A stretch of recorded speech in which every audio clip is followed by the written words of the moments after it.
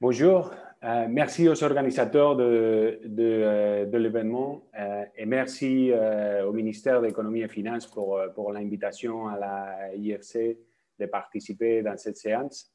Je m'appelle Pedro Andresa, moi je suis spécialiste du secteur privé pour l'IFC et je vais vous présenter un projet, le projet de créer des opportunités d'investissement en Haïti, focalisé sur le secteur de l'habillement. Ce projet, on l'a mis en œuvre en partenariat avec le ministère de l'Économie et Finances, l'Association d'industrie d'Haïti, et aussi on a le soutien du gouvernement de la Corée du Sud et le programme FIES pour l'investissement, le climat des investissements dans le monde. D'abord, je voudrais faire une petite introduction pour l'IFC, pour ceux qui ne connaissent pas. L'IFC, c'est un membre de la groupe Banque mondiale. Nous offrons des investissements, des services conseils et mobilisons des ressources que pour le secteur privé.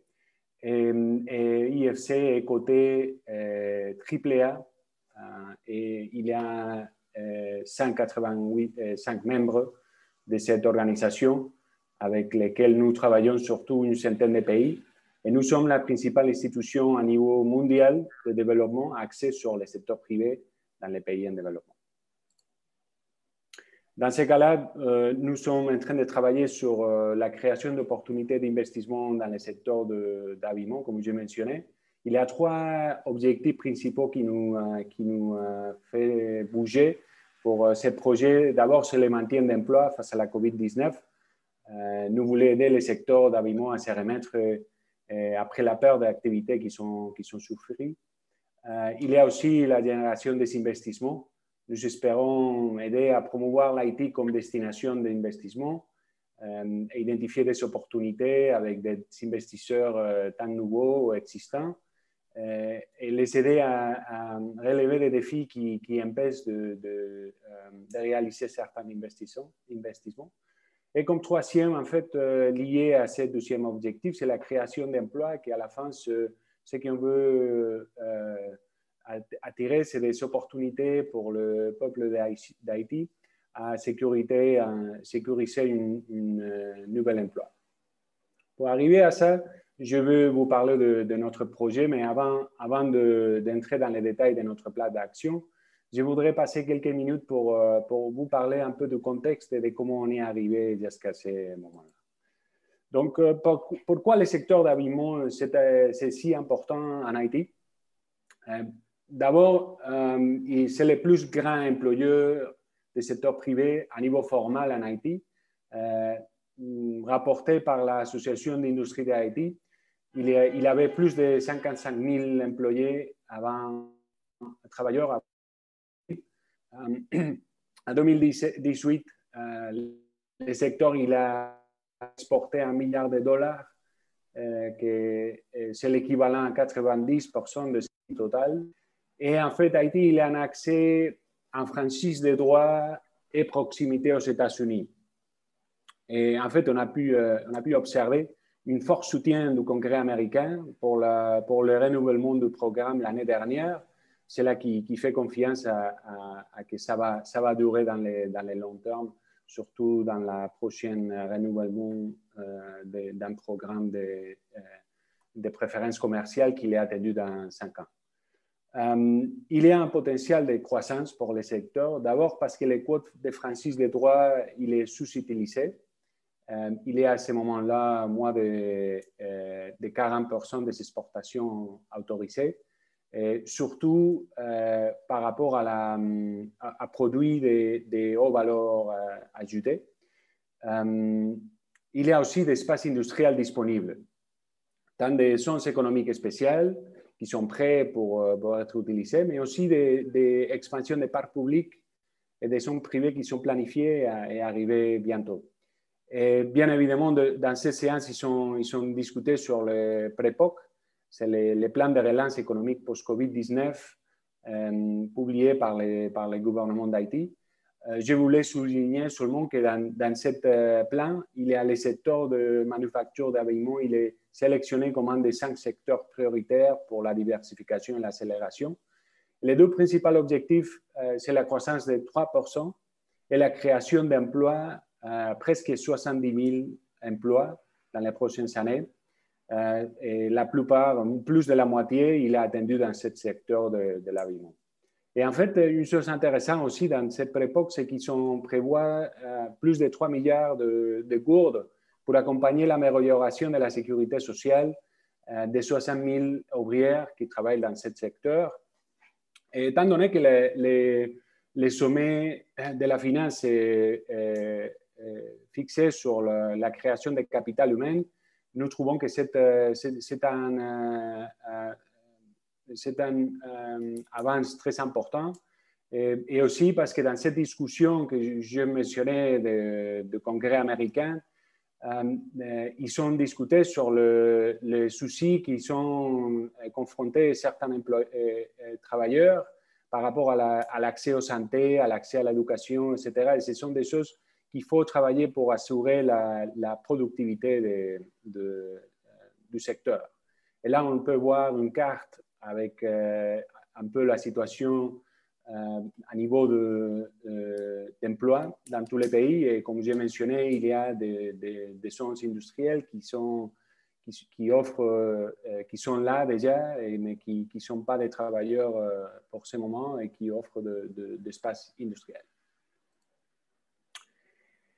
Pour voir un peu à niveau global, les clients les plus importants pour Haïti, c'est les États-Unis. Et là, ce qu'on a vu pendant cette crise de la COVID-19, c'est que les chocs initiaux, la chute d'importation, il était très remarquable, beaucoup plus que dans la crise financière de 2008, comme on peut voir dans cette graphe préparée par Jean-Loup.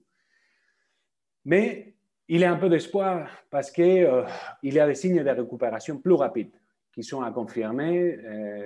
Là, ce qu'on voit ici, c'est une estimation, une prévision de ce qui va arriver. Mais il y a des signes qui nous font avoir un peu d'espoir.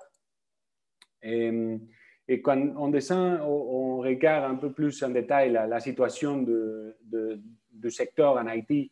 Qu'est-ce qui s'est passé avec la COVID? Et déjà, le secteur, il était déjà très fragilisé depuis beaucoup de crises sociopolitiques, depuis surtout juillet 2018.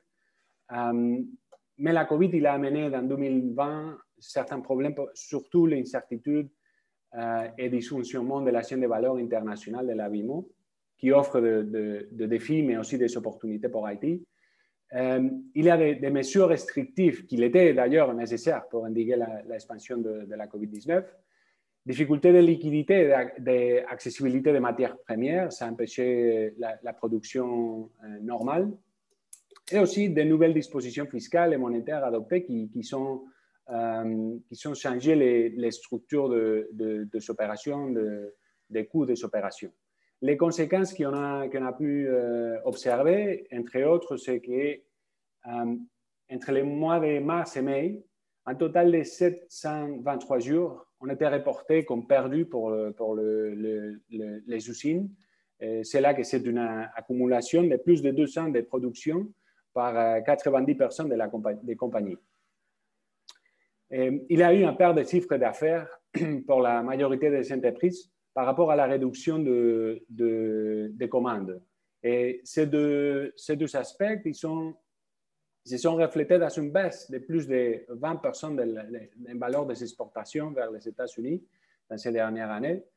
Et cela amène beaucoup de problèmes, comme on verra dans la table à côté, qu'il y a un ralentissement de plans d'investissement qui déjà avant la COVID, il était très lent à arriver. Et même s'il y avait des plans, il y avait des entreprises qui sont annulées ces plans. Et on connaît la fermeture au moins de 3 entreprises dans cette année dernière, que, comme on peut voir dans cette table qu'on a collectée ici avec l'équipe qui travaille sur place, en fait, on voit que les entreprises qui étaient en opération en février 2020, plus de la moitié, en fait, ils ont réussi à augmenter ces objectifs des travailleurs. C'est là que c'est une bonne nouvelle. Mais cette augmentation, c'est plus petit que la perte de emplois qu'on observe. Tandis pour les trois entreprises qui sont fermées, qui sont perdues presque 3 000 emplois, mais aussi 40% de ces entreprises, ils ont souffert à maintenir ces employés. Donc, à la fin, on a observé au moins une réduction de presque 100% des emplois dans les secteurs. Et ce n'est pas seulement la perte des emplois, mais aussi, on a vu que 30% des employés, la plupart des employés, ils ont vu affecter ces revenus, même s'il a eu des soutiens de la part de l'administration publique. Pas mal en fait, 30% des travailleurs, ils ont vu affecter ces revenus. Et au début de l'année 2021, on peut observer une récupération de la majorité des usines. Donc, les chiffres qu'on voit dans la table, c'est des chiffres, disons, accumulés pour toute la période. Mais au début de l'année de cette année, on voit que les usines reviennent à opérer, mais il y a une forte réduction des emplois en temps complet. Et par rapport aux estimations, par exemple, de nos collègues de Better Work, il estime qu'il peut y avoir une réduction au-delà d'un tiers de ces emplois de temps complet. Donc, même si à la table, il y a des chiffres qui peuvent être 100% de réduction, c'est quand même fort, mais dans une enquête qu'on a préparée et qui d'ailleurs il est là accessible dans cette présentation. Dans cette enquête, il avait une estimation que l'impact ça sera beaucoup plus fort entre les compagnies qui font partie du secteur. Mais ce n'est pas tous des mauvaises nouvelles. Aussi, on voudrait parler un peu de certaines opportunités pour les secteurs, notamment sur deux produits. Donc, tout le monde connaît que les équipements de protection individuelle, ils ont vu une explosion de la demande, même en les utilisant comme des articles de mode. Et on a constaté, en discussion avec les compagnies, qu'au moins 40% de ceux de qui je parlais avant, qui ont réduit les forces de travail, sont très intéressés à la production d'EPI. Par contre, il y a certains produits qui sont sophistiqués et qui demandent beaucoup des investissements, mais il y a des produits qu'avec une adaptation raisonnable de la production, ils pourraient arriver à les faire. Mais par contre, on observe aussi une forte concurrence avec l'acier et la production mécanisée qui fait difficile pour certains produits d'EPI d'avoir un positionnement fort de la part d'Haïti. Mais quand même, il y a des opportunités. Ça qu'on peut constater aussi on a vu qu'Haïti est un peu en arrière par rapport à l'accès à ces marchés ou arriver à vendre. Par exemple, je voudrais parler des deux entreprises qui, là maintenant, ils opèrent en Haïti, mais qu'ils ne produisent pas, ils ont décidé de ne pas produire d'EPI en Haïti. On a vu que, toutefois, ces deux entreprises internationales, ils ont livré presque 400 millions de dollars aux États-Unis en blouse d'isolation, en combinaison claquettes, couvre-chaussures, beaucoup de produits d'EPI qui sont produits plutôt au Vietnam ou des autres pays. Donc, ils ne sont pas faciles à Haïti et nous pensons qu'il a beaucoup de travail à faire pour positionner l'Haïti, pour trouver des canaux commerciaux qui sont en train de changer et montrer la fiabilité d'Haïti. Parce que c'est vrai que les acheteurs, ils veulent s'assurer que ces produits, ils vont arriver au temps et qu'ils vont arriver dans les volumes qu'ils espèrent. Donc, il y a des travail à faire là, mais avec des possibilités. En fait, il y a déjà des entreprises en Haïti qui sont en train d'avoir beaucoup de succès avec la vente d'EPI. Du côté des produits d'habillement plus traditionnels, il y a eu aussi un changement très fort. Ce n'est pas vraiment des choses nouvelles, mais plutôt des choses qui a pris beaucoup plus de force avec la COVID. Donc, par exemple, on voit que les commerces en ligne, il a augmenté beaucoup. Certains estiment au moins trois tiers de ventes totales des vêtements ils se font en ligne déjà au certains moments de l'année 2020. Et il y a des défis logistiques maritimes mondiaux qui ouvrent peut-être des opportunités pour Haïti. On a vu déjà les problèmes à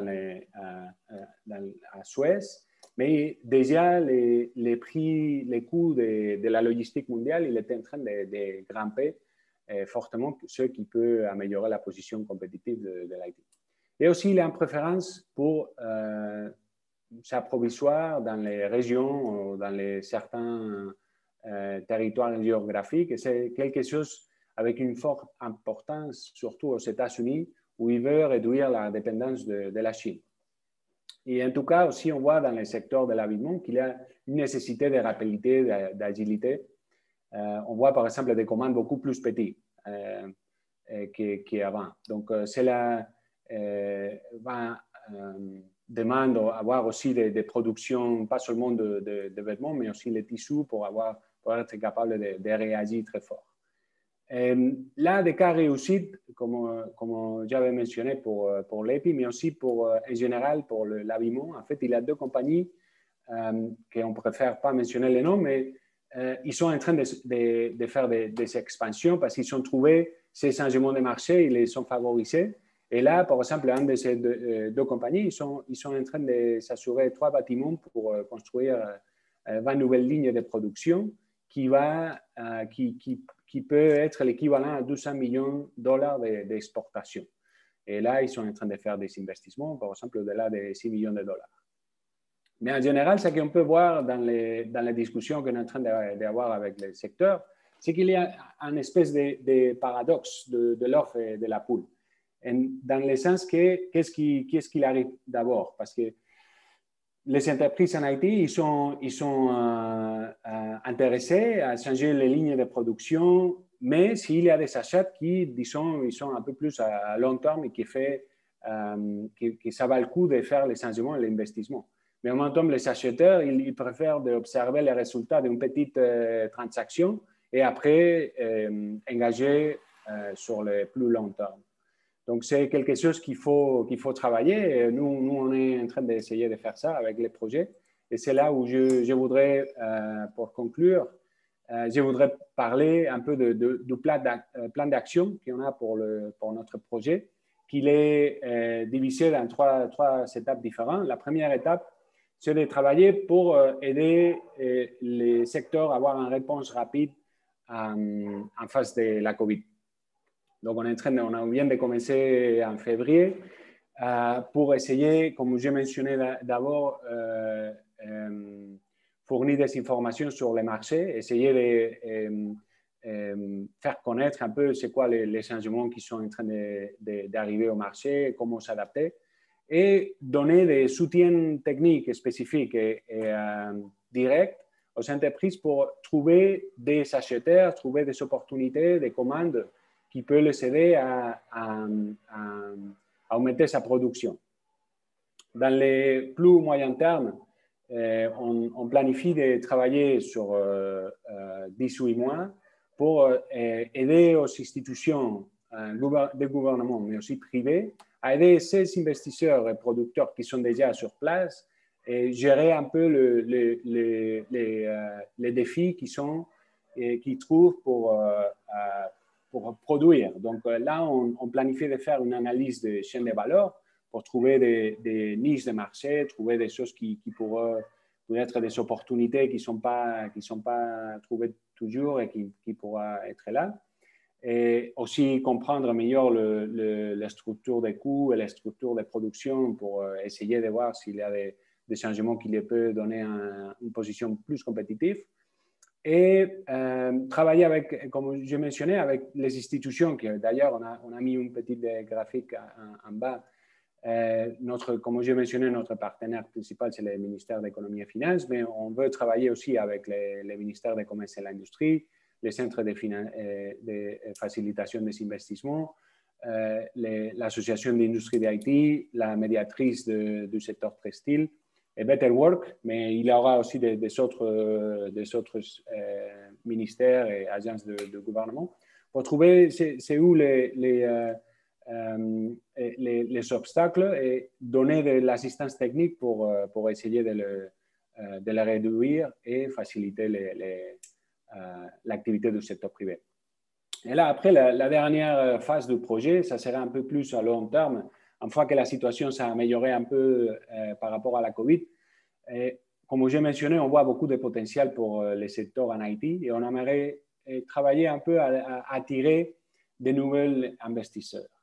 Là, l'idée, ça sera un peu d'identifier des opportunités d'investissement, essayer d'aider à changer ou à améliorer la proposition d'Haïti comme destination d'investissement pour l'habillement et voir de quelle façon on peut travailler, même à côté des investisseurs qui peuvent être intéressés en Haïti, mais aussi ceux qui sont déjà là, qui sont les investisseurs qui opèrent déjà là et qui peuvent avoir des intérêts d'expansion pour grandir ces opérations.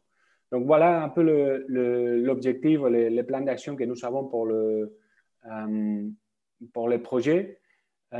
On avait aussi un cas, je voulais parler sur un exemple de notre pays où on est en train de travailler avec le secteur textile comme Bangladesh.